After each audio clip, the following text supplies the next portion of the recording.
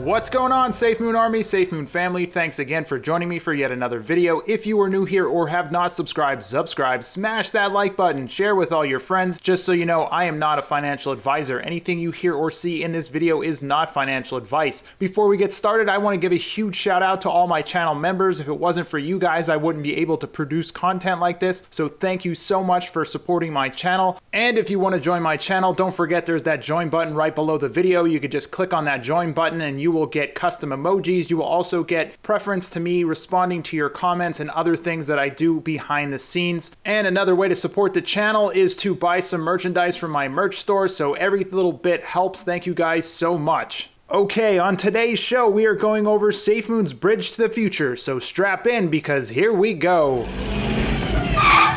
Hey, Doc, we better back up. We don't have enough road to get up to 88. Roads? Where we're going, we don't need roads.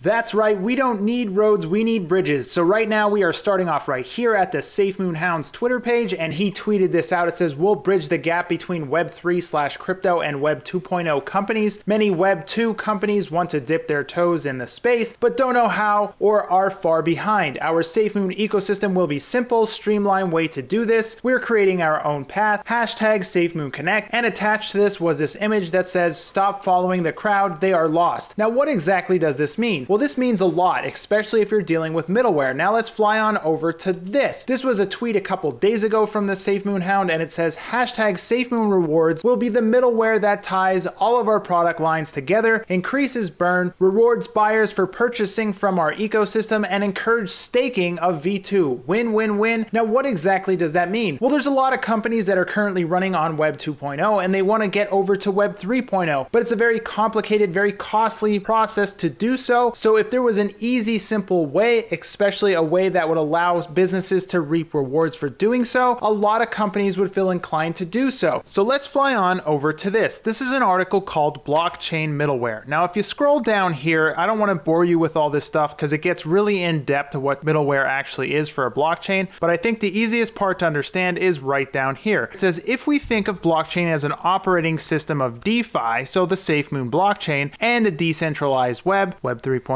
then the definition of blockchain middleware is quite straightforward. It's all the software that binds everything together, including the software for communication, execution, and smart contract deployments to help developers build applications and interface faster while leveraging blockchain in a flexible, safe, and effective manner. So why is middleware important? I think the most important thing to understand from all of this is that middleware makes it really simple from someone who's running on Web 2.0 to get over to Web 3.0. It helps developers make tools that are easy and streamlined to make the process seamless and simple. And I think the easiest way to show you how this works is through visuals and to explain to you how big of an idea that this is. So now let's fly on over to this to better explain the process. This is Charles, and he owns a business called Really Tall Things for Tall People, and his company is a Web 2.0 e-commerce business. Now Charles wants to move over to Web 3.0 and get into blockchain technology so he can utilize cryptocurrency for payments and benefit from Web 3.0 targeted advertisements. But a move like this can be confusing and frustrating if he lacks expertise required to achieve this goal. And that's where Safemoon Middleware's bridge comes into play. And that allows him to make it from Web 2.0 to Web 3.0, where he can get cryptocurrency as a payment and he can get Web 3.0's targeting advertising. Well, what exactly is Web 3.0's targeting advertising? So let's fly on over to this. Now, this is an article from mytotalretail.com. It's titled The Future of E-Commerce with Web 3.0. And the reason why I brought you here is because I wanted to read you a portion of this article so you could better understand the difference between Web 2.0 advertising and Web 3.0 advertising. So if we scroll down here, you could read it. It says, from an e-commerce perspective, the aim of Web 3.0 is to capitalize on the expansive social web network. Through new and enhanced methods to interpret internet users' habits, it becomes possible to learn more about of the specific interests of the shopper that can bring very targeted advertising to each individual, thus creating a more personalized online shopping experience. This is in contrast to today's targeted advertising, which may, for example, detect that a user performed an internet search for wedding dresses, which in turn results in advertisement after advertisement of non-specific wedding dresses. In Web 3.0 scenario, targeted advertising may result in non-traditional wedding dresses for plus-size middle-aged women, better fitting the profile of an individual and making these advertisements far more useful and likely for a sales conversion. The systematic web is also a key building block to Web 3.0, as the standardize of the web data helps to further enhance the ability to connect web data and other web-connected machines that communicate with one another, resulting in a more refined internet search. So all this stuff is super important, especially if you have a business that is very specific, like Charles Caroni's business. He has very tall things for tall people. Well, he would want to advertise towards very tall people that were looking for very tall things. So therefore, Web 3.0 would greatly enhance his ability to sell to those people. Now let's fly on over to this. This is an article titled E-commerce Economy, How Will It Be Impacted by Cryptocurrency? And the reason why I'm bringing this up is because I want you guys to understand how big Web 3.0 and how accepting cryptocurrency for your company could make huge changes for businesses, especially small businesses that are stuck on the Web 2.0 that have to pair up with major centralized companies. And I think this is the biggest part about it right here, is being able to utilize cryptocurrency. And if you read down here, it says difficult business of doing business. While e-commerce has changed rapidly, it seems that the online payments have stayed relatively stationary. Most sales are processed through traditional methods like debit and credit cards. While this being a decent medium for exchanges for many years, new technologies are offering new options for additional payment systems. High fees are an obstacle for businesses in the system as it is now. Currently, merchants are subject to high fees between 3 to 6%. Of course, this is usually distributed across several players, and often it goes unnoticed by consumers. For a business which is conducting thousands of sales a day, 3 to 6% adds up to a considerable cost of doing business. Well, why is this important? Because this really affects the small businesses the most. And if you read down here, it says, in fact, they often charge higher fees to new merchants with lower transaction volumes. So like newer, smaller businesses are getting hit with higher transaction fees because of this. And if you read down here, you can see there's the problem with chargebacks. If you scroll down a little bit more, you can see traditional payments mean slow business because banks don't work 7 days a week, and it could take a couple days to get the money to clear. So what is the solution? It says, how do payment platforms rise to the demand of international e-commerce? Fortunately, the answer has come in the form of cryptocurrency. And that is why these businesses really want to dive into cryptocurrencies so they can get instant payments. They don't have to pay these 3 to 6% fees, and it's going to benefit everyone across the board with the targeted advertising,